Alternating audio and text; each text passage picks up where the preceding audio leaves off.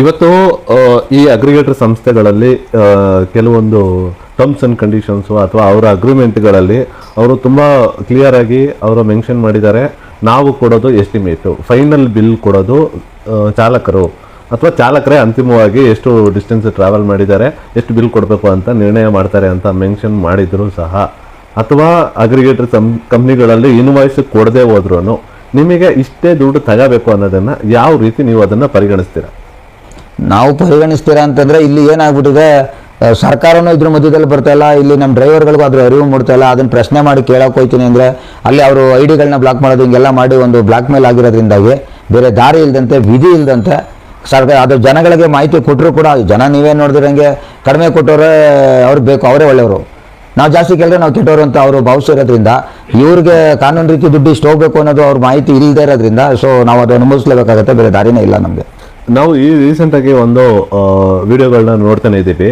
ಗ್ರಾಹಕರು ಇಲ್ಲಿಂದ ಸೇವೆ ತಗೊಂಡು ಅವ್ರ ಮನೆ ಹತ್ರ ಇಳಿದ ಮೇಲೆ ಪೊಲೀಸ್ ಅವ್ರನ್ನ ಕರೆಸ್ಬಿಟ್ಟು ಇವರು ಇದು ಅಗ್ರಿಗೇಟರ್ ಸಂಸ್ಥೆಯಲ್ಲ ಬಂದಿದ್ರು, ಇವಾಗ ಹೆಚ್ಚಿಗೆ ದುಡ್ಡು ಕೇಳ್ತಾ ಇದ್ದಾರೆ ಅಂತ ಆ ಚಾಲಕ ಸರ್ಕಾರಿ ದರದ ಪಟ್ಟಿ ಮತ್ತೆ ಸರ್ಕಾರದ ಆದೇಶದ ಕಾಪಿ ಮತ್ತೆ ಅವರ ಒಂದು ದಾಖಲಾತಿ ಟ್ರಾವೆಲ್ ಮಾಡೋದಕ್ಕೆ ದಾಖಲಾತಿಗಳನ್ನೆಲ್ಲ ತೋರಿಸಿದ್ರು ಸಹ ಪೊಲೀಸ್ ಅವರು ಸಹ ನೀನ್ ಮಾಡ್ತಾ ಇರೋದು ತಪ್ಪು, ಅಗ್ರಿಗೇಟರೇ ಸರಿ ಅನ್ನೋ ತರ ಒಂದು ಮಾತುಗಳನ್ನ ಹೇಳಿ ಕಳಿಸ್ತಾ ಇರೋದು ಚಾಲಕರಿಗೆ ಎಷ್ಟು ಮಟ್ಟಿಗೆ ಇದು ಒಂದು ಆಘಾತಕಾದಂತ ವಿಚಾರ. ಯಾಕಂದ್ರೆ ಕಾನೂನಾರಿಗೂ ಚಾಲಕರಿಗೆ ಇಲ್ಲದೆ ಇರ್ಬೋದು, ಅಟ್ಲೀಸ್ಟ್ ಪೊಲೀಸ್ ಅವ್ರಿಗಾದ್ರೂ ಇರಬೇಕಾಗಿತ್ತು. ಅದ್ರ ಬಗ್ಗೆ ನೀವೇನು ಹೇಳ್ತೀರಾ?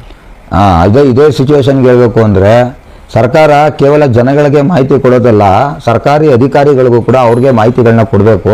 ಒಂದು ವೇಳೆ ಈ ಥರದ ಒಂದು ಸಿಚುವೇಶನ್ ಅಂತ ಬಂದಾಗ ನೀವು ಸರ್ಕಾರದ ಆದೇಶದ ಕಾಪಿ ಏನಿದೆ ಇದನ್ನ ಅವ್ರ ಗಮನದಲ್ಲಿದ್ದರೆ ಆ ಪೊಲೀಸರು ಆ ಪ್ರಶ್ನೆನೇ ಮಾಡೋಕ್ಕೆ ಹೋಗಲ್ಲ, ಅವರೇ ಸರಿ ನೀವು ಸರಿ ಇಲ್ಲ ಅನ್ನೋಕ್ಕೆ ಹೋಗಲ್ಲ ಅವರು. ನಾವು ಆಯಿತು ಅವ್ರಿಗೆ ಗೊತ್ತಿಲ್ಲ ಅಂದರೂ ಕೂಡ ಒಬ್ಬ ಚಾಲಕ ತಗೊಂಡೋಗ್ಬಿಟ್ಟು ಆ ಡೀಟೇಲ್ಸ್ ಕೊಟ್ಟರು ಅದು ಒಪ್ಕೊಳ್ಳೋಕ್ಕಾರ ಗೊತ್ತಿರಬೇಕಲ್ಲ. ಸೊ ಇಲ್ಲಿ ಸರ್ಕಾರ ಏನು ಕದ್ದು ಮುಚ್ಚಿ ಆಟ ಆಡ್ತಾ ಇದೆ ಅನ್ನೋದೇ ನಮಗೆ ಡೌಟು. ಓಕೆ, ಚಾಲಕರಿಗೆ ಇವತ್ತು ದುಡ್ಡು ಇವತ್ತು ಇದೇ ಥರ ತಗೋಬೇಕು ಅಥವಾ ಈ ಥರ ತಾಕೀತು ಮಾಡಿದ್ರು ಸಹ ಚಾಲಕರುಗಳು ಇದನ್ನ ಬೇರೆ ಚಾಲಕರುಗಳಿಗೆ ವಿಚಾರನ ಹಂಚ್ಕೊಳ್ತಾ ಇಲ್ಲ.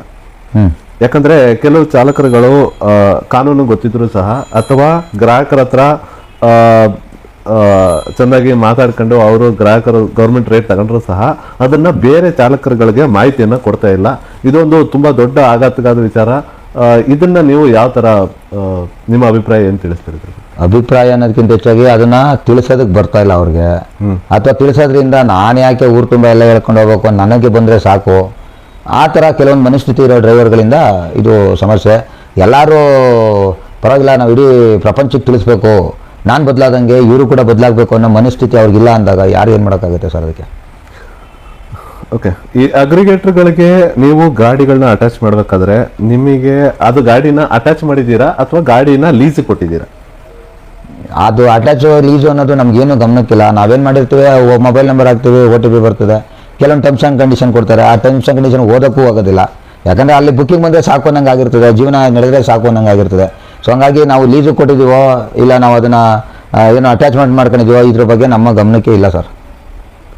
ಓಕೆ, ಸೊ ಇವತ್ತು ಈ ಒಂದು ವ್ಯವಸ್ಥೆ ಒಳಗಡೆ ನೀವು ಸರಿಸುಮಾರು ಎಷ್ಟು ಜನ ಚಾಲಕರಿದ್ದೀರಾ ನಿಮ್ಮ ಅಂದಾಜಿನ ಪ್ರಕಾರ? ಯಾವ ವ್ಯವಸ್ಥೆ? ಬೆಂಗಳೂರಲ್ಲಿ ಈ ಚಾಲಕರ ಕಮ್ಯುನಿಟಿ ಒಳಗಡೆ ಇದನ್ನೇ ನಂಬ್ಕೊಂಡು ಜೀವನ ಮಾಡ್ತಾರ ಅಂತ ಸೆಲ್ಫ್ ಎಂಪ್ಲಾಯ್ಡ್ ಅಥವಾ ಓನರ್ ಕಮ್ ಡ್ರೈವರ್ಗಳು ಎಷ್ಟು ಮಟ್ಟಿಗೆ ಬೆಂಗಳೂರಲ್ಲಿ ಇದ್ದೀರಾ ಅಂತ? ಹೆಚ್ಚು ಕಮ್ಮಿ ಲಕ್ಷಗಟ್ಟಲೆ ಗಾಡಿಗಳಿದ್ದಾವೆ. ಇಲ್ಲಿ ಏನಾಗ್ತದೆ ಅಂದರೆ ಒಬ್ಬೊಬ್ಬರು ಒಂದೊಂದು ಸೆಕ್ಟರಲ್ಲಿ ಇರ್ತಾರೆ. ಏನು ಈ ಅಗ್ರಿಗೇಟರ್ ಸಂಸ್ಥೆಗಳಲ್ಲಿ ಅಗ್ರಿಗೇಟರ್ ಅನ್ನೋದಕ್ಕಿಂತ ಯಾವುದೋ ಒಂದು ಅಪ್ಲಿಕೇಶನ್ ಅವ್ರು ಅಗ್ರಿಗೇಟರ್ ಅಂತ ಕರಿಬೇಕು ಅಂದರೆ ಅವ್ನು ಸ್ವಂತ ಗಾಡಿ ಇರಬೇಕು, ಇಲ್ಲ ಅವ್ರು ಲೀಸಿಗೆ ಗಾಡಿ ತಗೊಂಡಿರ್ಬೇಕು. ಈಗ ನಮಗೆ ಗೊತ್ತಿಲ್ಲ, ನಮ್ಮ ಗಾಡಿ ಅವ್ರು ಲೀಸಿಗೆ ತಗೊಂಡವರು ಅಥವಾ ಏನು ನನ್ನನ್ನು ಇದ್ರ ಥರ ಏನದು ಅಟ್ಯಾಚ್ಮೆಂಟ್ ಮಾಡ್ಕೊಂಡವ್ರು ನನಗೆ ಗೊತ್ತಿಲ್ಲ. ಆದರೆ ಈ ಡ್ರೈವರ್ಗಳು ಅಲ್ಲಿ ಹೋಗಲಿಲ್ಲ ಅಂದರೆ ವಿಧಿನೇ ಇಲ್ದಂಗೆ ಆಗ್ಬಿಟ್ಟೈತಲ್ಲ ಪರಿಸ್ಥಿತಿ. ಓಕೆ.